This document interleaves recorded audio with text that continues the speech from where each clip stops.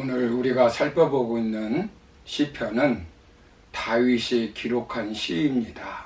다윗이 왕이었을 때 입법, 사법, 행정권을 가진 절대적인 왕이었습니다. 그런데 가정에 문제가 발생하였습니다. 아들 암논이 배다른 딸 다말을 겁탈하였습니다. 그러자 다말의 오빠인 압살롬이 암논을 죽였습니다. 결국 압살롬은 반역하여 아버지를 왕의 자리에서 쫓아내버렸습니다. 그리고 아들이 아버지의 첩을 겁탈하였습니다.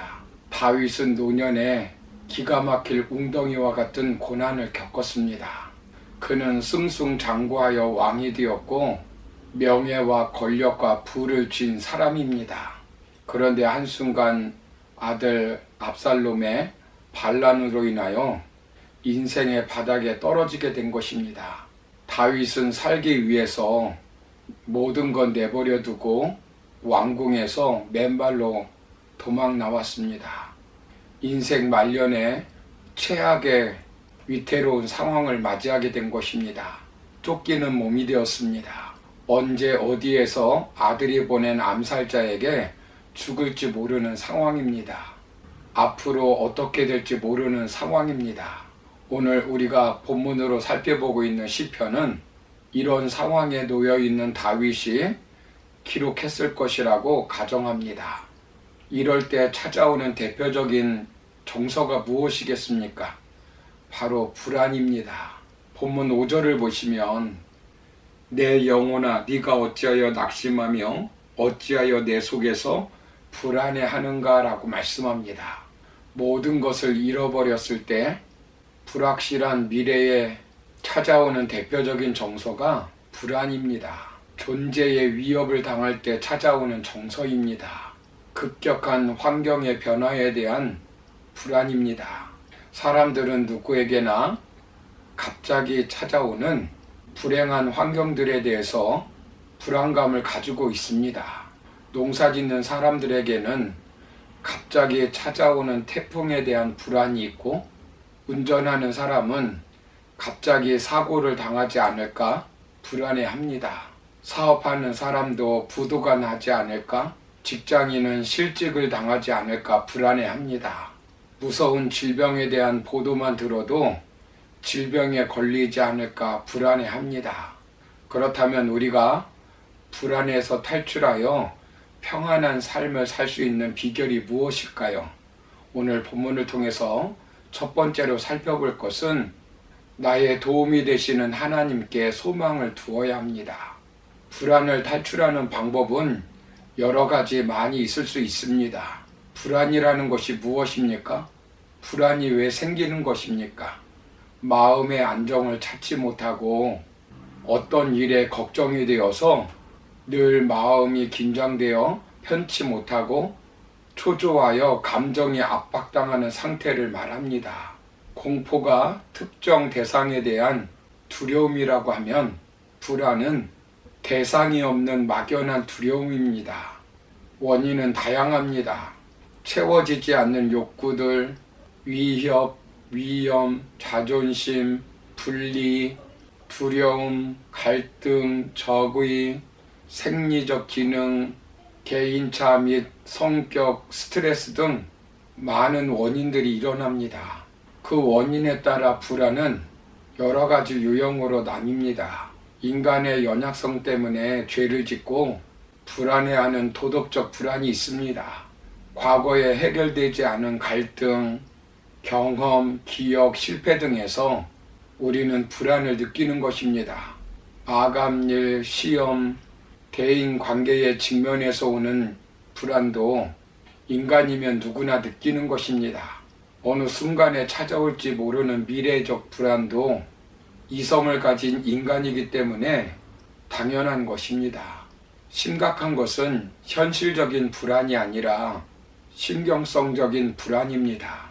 실제로 불안을 느껴야 할 현실적인 이유가 없는데도 불구하고 자아가 본능적인 불안을 통제하는 능력이 없어서 어떤 불상사가 일어날 것 같은 위협을 느껴서 불안에 사로잡히는 것입니다. 자신이 할 수 없는 일을 불안해하는 것입니다. 일시적인 불안이 아니라 불안, 긴장 상태가 지속되는 만성적 불안입니다. 심한 신경성적 불안은 주의력이 감소되며 집중을 어렵게 하고 기억력에 나쁜 영향을 미친다고 합니다. 그리고 사람을 무기력하게 만들어 버립니다. 이런 불안을 느낄 때 어떻게 탈출할 수 있겠습니까? 무엇보다 신앙으로 불안을 탈출해야 합니다. 불안은 하나님을 전적으로 의지하지 못하기 때문에 생기는 심리 현상 중에 하나입니다. 하나님께 소망을 두어야 합니다. 하나님께 소망을 두라는 것은 하나님을 의지하며 바라보는 것입니다.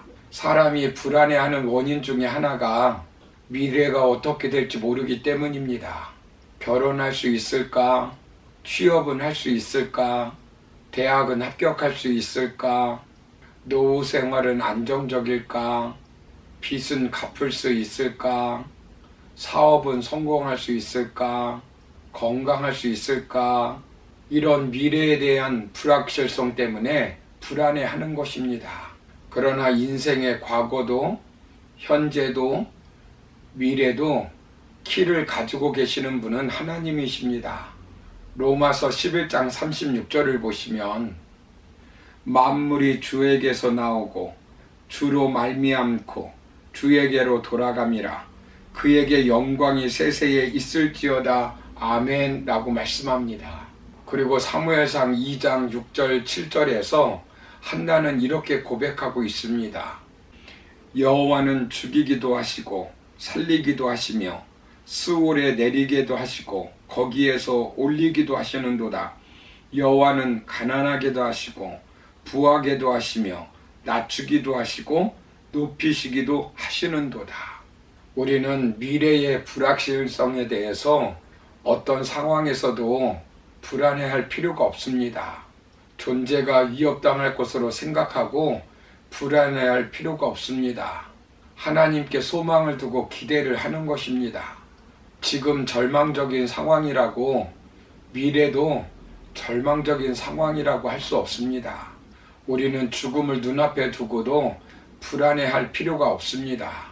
왜냐하면 죽음 이후에 영원한 천국이 있기 때문입니다. 우리가 소망을 두고 사는 하나님은 어떤 분이십니까? 5절 하반부를 보시면 그가 나타나 도우신다고 말씀합니다.